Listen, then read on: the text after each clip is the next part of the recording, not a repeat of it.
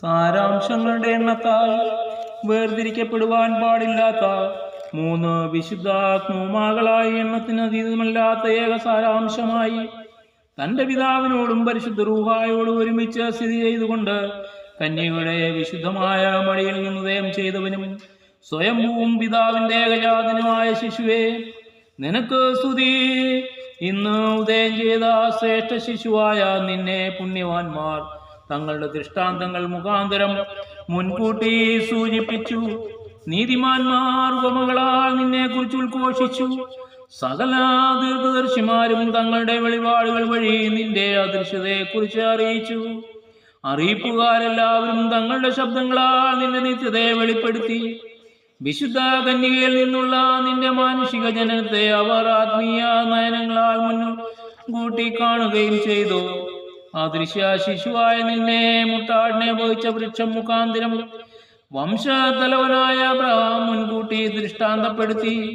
ഇന്നു ഞങ്ങൾക്കായി ഉദിച്ച വിസ്മയനീയ ശിശുവായ നിന്നെ അവന്റെ ജന്മദിനം കാണുവാൻ വിജാതിയ പ്രതീക്ഷിക്കും എന്ന് പറഞ്ഞുകൊണ്ട് പിതാക്കന്മാരുടെ തലവനായ യാക്കോബ് മുൻകൂട്ടി സൂചിപ്പിച്ചു. എന്റെ രക്ഷകൻ ജീവനുള്ളവനാകുന്നു എന്നെനിക്കറിയാം. അവസാനം ഭൂമിയിൽ അവൻ പ്രത്യക്ഷനാകും എന്ന് പറഞ്ഞുകൊണ്ട് നീതിവാനും പുണ്യവാനുമായ ഇയ്യോബ് ഈ അത്ഭുത ശിശുവിനെ കുറിച്ച് മുൻകൂട്ടി അറിയിച്ചു. വിശുദ്ധ കന്യയുടെ ഗർഭത്തിൽ വസിച്ചിട്ടും അതിന് ന്യൂനത സംഭവിക്കാതിരുന്ന ദിവ്യാഗ്നിയാകുന്ന ഈ മഹനീയ ശിശുവിനെ മുൾപ്പടർപ്പിൽ വസിച്ച് ജ്വലിച്ചിടും. അത് ദഹിച്ചു പോകാതിരുന്ന ആ അഗ്നിയിൽ മോശ ദർശിച്ചു. വിശുദ്ധ കന്യകയിൽ നിന്ന് ഉദയം ചെയ്തവനും അലംഘ്യമായ അധികാരമുള്ളവനും അനശ്വരമായ രാജ്യത്വമുള്ളവനുമായ ഈ പരിശുദ്ധ ശിശുവിനെ കുറിച്ച് ആമോസിന്റെ പുത്രൻ മുൻകൂട്ടി വെളിപ്പെടുത്തി.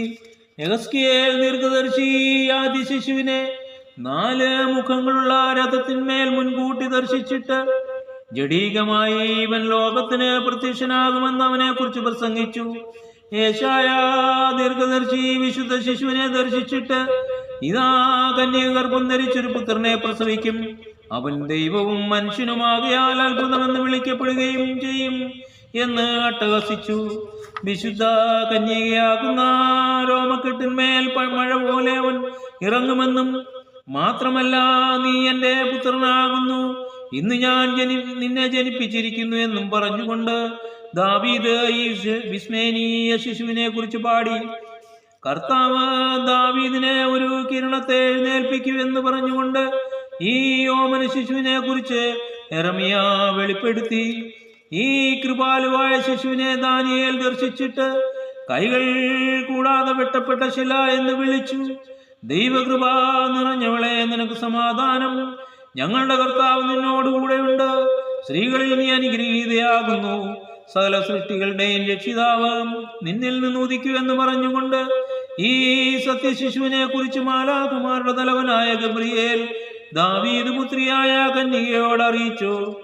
പരാക്രമിയായ ഈ ശിശുവിനെ ബേത്ലഹേമിൽ വെച്ച് ഈറേന്മാർ ആത്മീയ കീർത്തനങ്ങളാൽ സ്തുതിക്കുകയും ദാവീദിന്റെ പട്ടണത്തിൽ മശിഹാ കർത്താവെന്ന രക്ഷകൻ ജനജാതനായിരിക്കുന്നതിനാൽ മഹോന്നതങ്ങളിൽ ദൈവത്തിന് സ്തുതി, താഴെ അഗാധങ്ങളിൽ സമാധാനമെന്ന് നവീന ശബ്ദങ്ങളിൽ കാഹളധ്വനിയോടുകൂടി അവർ അട്ടഹസിക്കുകയും ചെയ്തു. ഈ അത്ഭുത ശിശുവിനെ ഇടയന്മാർ കണ്ടിട്ട് സ്തുതിച്ച് സ്തോത്രം ചെയ്യുകയും കാഴ്ചകൾ അർപ്പിച്ചു വന്ദിക്കുകയും ചെയ്തു. രക്ഷാകരമായ ഈ ശിശുവിനെ കുറിച്ച് സകല ഭാഗങ്ങളിലും അതിർത്തികളിലും നക്ഷത്രം ഉദ്ഘോഷിച്ചിട്ട് അവനെ വന്ദിക്കുവാനായി മനുഷ്യന്മാരെ ആകർഷിക്കുകയും അവർ നിക്ഷേപപാത്രങ്ങൾ തുറന്ന് തങ്ങളുടെ ദേശങ്ങളിലെ ഉത്തമ ദ്രവ്യങ്ങൾ അവന് കാഴ്ചയായി സമർപ്പിക്കുകയും ചെയ്തു. അവർ കൊണ്ടുവന്ന് സമർപ്പിച്ച സ്വർണം, മൂര്, കുന്തിരിക്കം എന്നിവയാൽ അവന്റെ ദൈവത്വത്തെയും രാജ്യത്വത്തെയും മനുഷ്യത്വത്തെയും സൂചിപ്പിച്ചുകൊണ്ട് ആ കാഴ്ചകൾ അംഗീകരിക്കുവാൻ അവനോട് അപേക്ഷിക്കുകയും ചെയ്തു. എന്നെ വിട്ടയക്കണമേ, ഇനി ഞാൻ പോയി വിശ്രമിച്ചു കൊള്ളട്ടെ, നിന്റെ മഹാകരുണയെ എന്റെ കണ്ണുകൾ ദർശിച്ചുവല്ലോ എന്ന് പറഞ്ഞുകൊണ്ട് വൃദ്ധനായ ശമൂവേൽ ഈ താൽക്കാലിക ജീവിതത്തിൽ നിന്ന് തന്നെ പിരിച്ചയക്കുവാൻ ഈ ദൈവിക ശിശുവിനോട് അപേക്ഷിച്ചു. ന്യായപ്രമാണത്തിൽ സൂചിപ്പിക്കുകയും ദീർഘദർശിമാർ അറിയിക്കുകയും ചെയ്തിരുന്നവയെല്ലാം ഇന്ന് സംഭവിച്ചു. മുൾപ്പടർപ്പിൽ ജ്വലിച്ചിരുന്നവൻ ഇന്ന് കന്യകയിൽ നിന്നുദിച്ചു. രോമക്കെട്ടിന്മേൽ മഞ്ഞുതുള്ളി മൂലം തന്റെ രഹസ്യത്തെ സൂചിപ്പിച്ചവൻ ഇന്ന് ഉദയം ചെയ്തു. ദക്ഷിണാദേശത്ത് നിന്ന് വരുമെന്ന് പ്രതീക്ഷിക്കപ്പെട്ടിരുന്നവൻ ഇന്ന് പ്രത്യക്ഷനായി. വലതുവശത്തിരിക്കുന്ന പുത്രൻ എന്ന് ദാവീദിനാൽ വിളിക്കപ്പെട്ടവൻ ഇന്ന് ജനിച്ചു. ഇന്ന് ആശ്വാസ വൃഷ്ടി ചൊരിയുകയും ഗുഹയിൽ പുല്ലുകൾ ഇറുക്കുകയും ചെയ്തു. ഇന്ന് വടി പ്രത്യക്ഷപ്പെടുകയും ഈശായുടെ കുറ്റിയിൽ നിന്ന് മുളയുണ്ടാകുകയും ചെയ്തു. ഇന്ന് നമുക്കായി ഒരു ശിശു ജാതനായിരിക്കുന്നു, നമുക്കൊരു പുത്രൻ നൽകപ്പെട്ടിരിക്കുന്നു. ലോകൈക വീരനെ ഇന്ന് കന്യക പ്രസവിക്കുകയും അവന്റെ നാമം അത്ഭുതമെന്ന് വിളിക്കപ്പെടുകയും ചെയ്തു. ഇന്ന് ദൈവം ഭൂമിയിൽ ഉദയം ചെയ്ത് ലോകത്തെ അതിന്റെ അതിർത്തിയോളം പ്രകാശിപ്പിച്ചു. ഇന്ന് യഹൂദിലെ ബേത്ലഹേമിൽ നിന്ന് ജീവന്റെ അപ്പം ആവിർഭവിച്ചു. ഇന്ന് വാതിലും അതിൽ കൂടി പ്രവേശിക്കുന്ന കർത്താവും പ്രത്യക്ഷപ്പെട്ടു. ഇന്ന് ദൃഷ്ടാന്തങ്ങൾ നിറവേറി. സ്വർഗീയ ബോധങ്ങൾക്ക് സ്പർശിച്ചുകൂടാത്തവനെ കൈകൾ സ്പർശിച്ചു. യാതൊരു മാലാഖയുടെയും ഇന്ദ്രിയങ്ങൾ കണ്ടിട്ടില്ലാത്തവനെ ഇന്ന് കൈവിരലുകൾ ഗ്രഹിച്ചു. ക്രൂപന്മാരാൽ വഹിക്കപ്പെടുന്നവൻ ഇന്ന് കാൽമുട്ടുകളിൽ വഹിക്കപ്പെടുകയും ചെയ്തു. ആകയാൽ ഉദരത്തിൽ നിന്ന് യോഹന്നാൻ എന്ന പോലെ ഞങ്ങൾ നിന്നെ വന്ദിക്കുന്നു. പെട്ടകത്തിന്റെ മുമ്പിൽ ദാവീദ് എന്ന പോലെ ഞങ്ങൾ ആഘോഷിക്കുകയും ചെയ്യുന്നു. ജഡപ്രകാരമുള്ള നിന്റെ മഹനീയ ജന്മദിനം ആഘോഷിക്കുവാൻ അർഹരായി ഭവിച്ചിരിക്കുന്ന ബലഹീനരും ഭാവികളുമായി ഞങ്ങൾ അപേക്ഷിക്കുകയും പ്രാർത്ഥിക്കുകയും ചെയ്യുന്നു.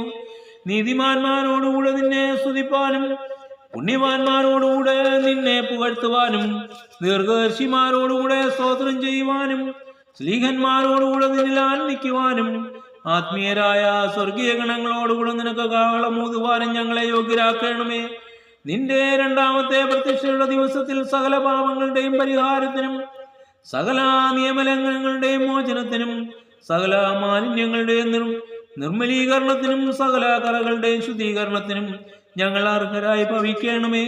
നിന്റെ കൃപയ്ക്കു തക്കവണ്ണം ഞങ്ങളോട് പ്രവർത്തിക്കണമേ. ഞങ്ങളുടെ കടങ്ങൾക്കനുസരണമായി ഞങ്ങൾക്ക് പ്രതിഫലം നൽകരുതേ. നിന്റെ ശരണത്തിൽ നിന്ദ്ര അടഞ്ഞവരും നിന്റെ വെളിപാടിനെ പ്രതീക്ഷിച്ചിരിക്കുന്നവരുമായ വിശ്വാസികളായ സകലപരേതർക്കും കരുണയോടെ ആശ്വാസവും ശ്രേഷ്ഠവും സ്വർഗീയവുമായ ബലിപീഠത്തിന്മേൽ നല്ല ഓർമ്മയും നൽകണമേ. ഞങ്ങളും അവരും നിനക്കും നിന്റെ പിതാവിനും നിന്റെ വിശുദ്ധ റൂഹായിക്കും ഇപ്പോഴെപ്പോഴും എന്നേക്കും സ്തുതിയും സ്തോത്രവും കരേറ്റുകയും ചെയ്യുമാറാകണമേ. ആമേൻ.